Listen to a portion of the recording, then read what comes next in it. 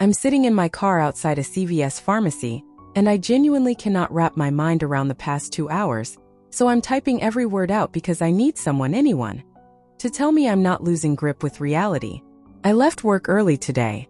Actually early, which never happens because our schedule is stuffed from morning to night, but my last client canceled last minute and my manager told me to head home. For the past 2 weeks I've been feeling weird, tired, nauseous, off. And this morning I finally bought a pregnancy test on my lunch break and took it in the CVS bathroom like some cliché out of a coming-of-age movie. 2 lines. Pregnant. I'm 28 years old, I've been with Eric for almost 2 years, and we've talked about marriage and kids one day. So while this is earlier than planned, I wasn't scared. I was actually excited. Like heart-pounding, butterflies in my stomach excited. I bought sparkling cider and the mini vanilla cupcakes he loves from the bakery aisle and drove home planning this cute little reveal. I got to our complex around 3:40 p.m. And Eric's car was already there, strange because he works from home but usually goes to the gym around that time. As I'm walking up the stairs to our second floor unit carrying my grocery bag, I hear him through the door loud talking and laughing. I open the door quietly, ready to surprise him, and I hear him say, "She seriously thinks getting herself knocked up will make me stay. What a clueless idiot."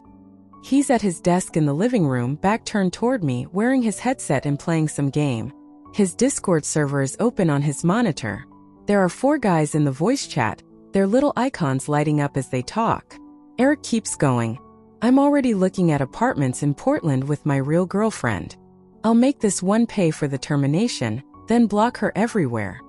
One of his friends says, "Dude, that's brutal," but laughs like it's hilarious.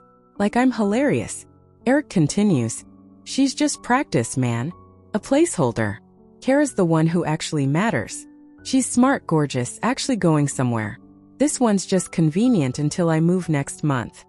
My entire body went cold. I pulled out my phone, my hand shaking so much I almost dropped it, started recording a voice memo, and stood there in the doorway of the apartment I pay half the rent for, listening to my boyfriend of 2 years tell his gaming buddies that I'm practice, that he has a real girlfriend named Kara in Portland, that he's leaving next month, and that he's planning to make me pay for a procedure for a baby I learned about 20 minutes ago. His friend Leo asks if I even know he's leaving, and Eric says, "Nah, she has no idea. I told her work might relocate me, but I'm actually quitting. Kara helped me get a job out there already." Another guy asks how long Eric's been seeing Kara. Eric says, "Like 9 months. 9 months. We've lived together for a year and a half, and he has had an entire relationship in another state for 9 months." I recorded for about 3 minutes before Eric turned around to reach for his water bottle and saw me standing there. His face drained of color. "Babe, when did you get home?" I held up my phone with the recording still running. The cupcakes slid out of the grocery bag and hit the floor. I didn't even feel myself drop them. Eric jumped up and walked toward me. Wait, let me explain. This isn't what it sounds like."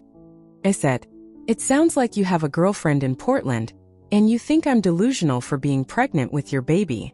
His eyes widened. "You're what?" I pulled the pregnancy test out of my purse and threw it at him. It smacked him in the chest and fell between us. He looked down, then back at me. Okay, we need to talk about this calmly." I laughed. Actually laughed. That unhinged, hollow kind of laugh you hear in psychological thrillers. "What exactly is calm about you planning to ditch your pregnant girlfriend for someone else 2 states away?" He launched into a whole speech about how things haven't been good between us, and how he's been unhappy and how Kara understands him in ways I just don't. I asked him when things hadn't been good because 2 days ago we were planning a weekend cabin trip, and last week he kissed me every night and told me he loved me. He shrugged. "That's just stuff you say." I lost it. I yelled at him. About the lies. The cheating. The plans he made behind my back. The betrayal I heard in my own doorway while holding a surprise. He tried to say he was going to tell me, eventually. Asked, "When?" "When you're loading up a moving truck." He got defensive then. Said I was overreacting. That he never promised me forever. That people drift apart. I asked about Kara. He gave me this face, like he wanted to lie but knew I already knew the truth. He said they met online in a gaming community, started talking, and it just developed. She lives in Portland where he's always wanted to go.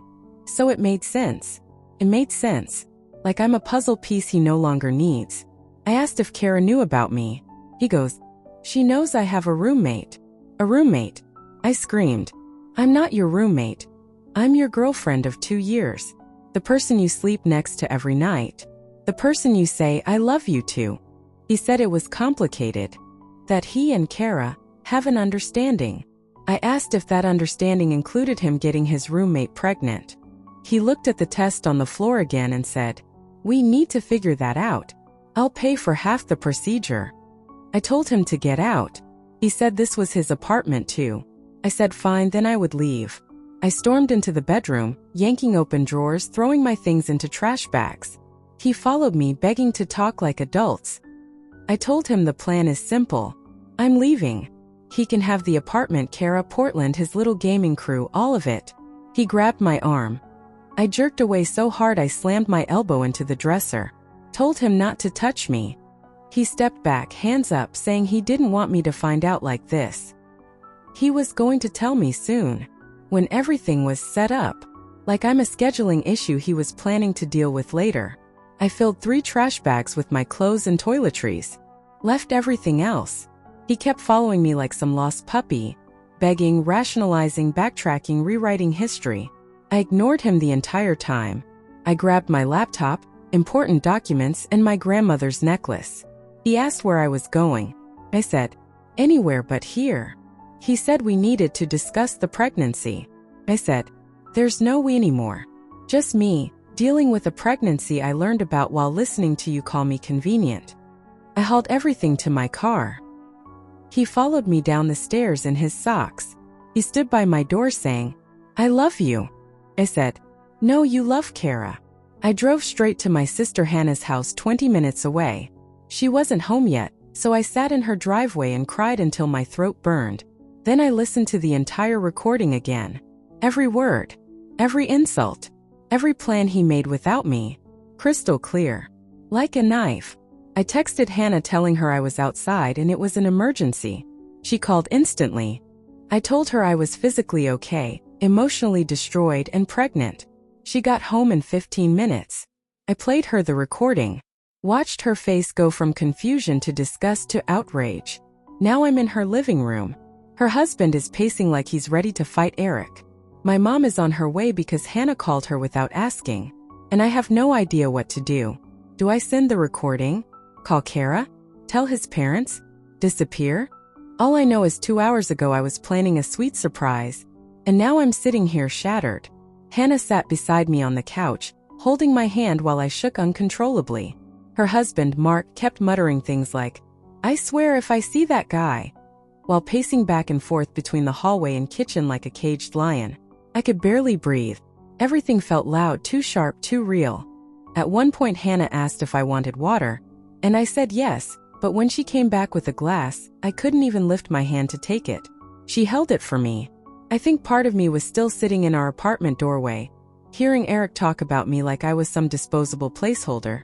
My mom burst through the front door 20 minutes later, keys still in her hand, hair wild like she sprinted the entire way. She didn't even say hello. She dropped to her knees in front of me and wrapped her arms around my shoulders.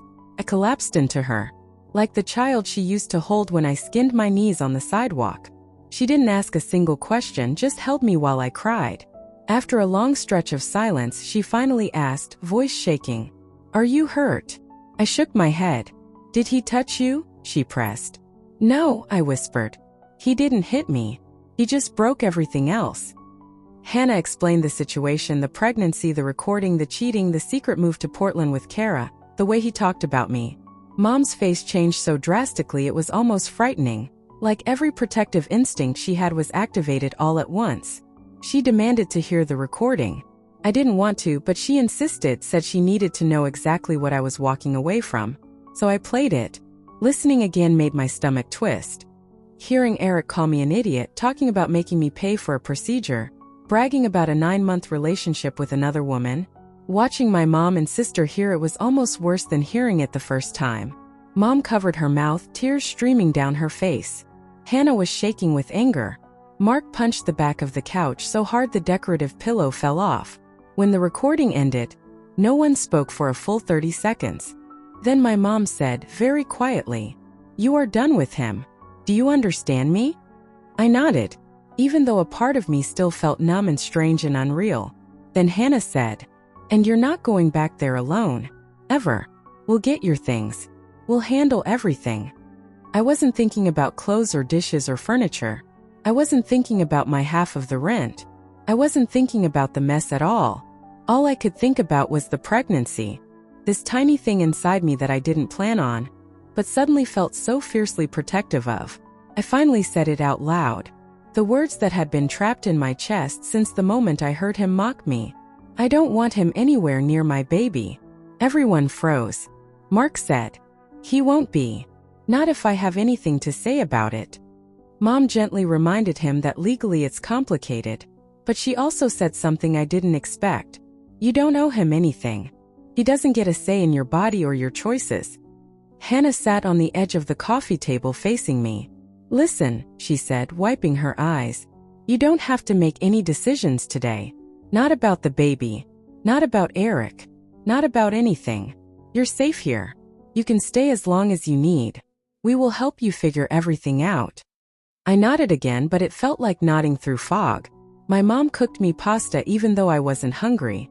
Mark put fresh sheets in the guest room and placed a pillow on the bed like I was some fragile houseguest they were afraid to break. Eventually my phone buzzed. "Eric." First a text. "Eric, where are you? We need to talk. You can't just disappear." Then another. "Eric, this is really unfair. We need to deal with the situation." Then, "Eric, at least tell me if you're safe." Then, "Eric, I'm sorry. Please just come home so we can talk." Then, "Eric, we can figure something out." Then, "Eric, please don't tell anyone about the recording." Then, "Eric, don't ruin my life over this." My mom saw the notifications lighting up my screen and grabbed my phone. "Block him." I didn't. Not yet. Instead, I turned off my phone. Around 9 p.m. My dad arrived after getting off work. He hugged me tighter than he ever has. He isn't loud like my mom, he's quiet, steady, emotional only when it counts. He just held me, then said, "You deserve real love. Not whatever that boy thought love was." I cried again. We talked about everything. What I want, what I don't want, what the future might look like. I kept asking myself, am I really doing this alone? Am I really pregnant? Is my relationship really over? Is the man I planned a life with really someone who could betray me like this? Before bed, Hannah made a list. Call a doctor tomorrow. Get a blood test to confirm pregnancy. Look into insurance. Research options, all options. Talk to a therapist. Figure out next steps for my things at the apartment. I stared at the list for a long time. It looked like someone else's life. I tried to sleep, but every time I closed my eyes, I heard Eric's voice again. She seriously thinks getting herself knocked up will make me stay. I ended up crying quietly into the pillow until the sun rose. I woke up in Hannah's guest room feeling like my entire body had been carved out and left hollow. My eyes were swollen, my head pounding, my chest tight. I don't think I slept more than 45 minutes. Hannah had already left for work, but she'd taped a note to the nightstand. "Call me if you need anything. There are waffles in the freezer. Love you. H." Mark was in the kitchen making coffee. He wasn't his usual joking self. He just nodded at me. Quiet, respectful, careful. He asked if I wanted pancakes. I said no. He made them anyway. Around 10 a.m. I drove with my mom to a clinic a few towns over for a blood test to confirm the pregnancy. I couldn't stop shaking the entire time. Every form I filled out looked like a blur. When the nurse asked how far along I might be, I had no idea. 2 weeks. 3. 4. It felt surreal. Filling out a medical form while simultaneously reliving the sound of Eric laughing with his friends about ditching me. They told me results would be in by the next day. Mom treated me to lunch afterward even though I could barely eat. She kept asking if I was okay. All I could do was shrug because there wasn't an answer. I wasn't okay. I wasn't even close to okay. When we got back to Hannah's house, my phone, still off, felt like a bomb waiting to explode.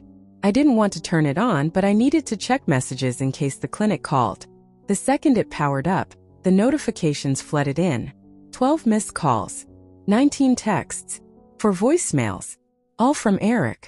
Some were apologetic, some defensive, some angry, some desperate. The shift in tone was almost dizzying. The last text read, "Please don't do anything dramatic. We can still fix this." As if I broke something. I didn't respond. Hannah called during her lunch break. She asked if I wanted her to come home early. I told her no, I'd be okay. I lied. By late afternoon, Eric started messaging on other platforms. Instagram, Snapchat, Discord, email. He even DM'd me on Pinterest, which I didn't know he had. Then he sent a message that made my blood pressure spike. "If you're really pregnant, I deserve to be part of the decision." I handed my phone to Mom.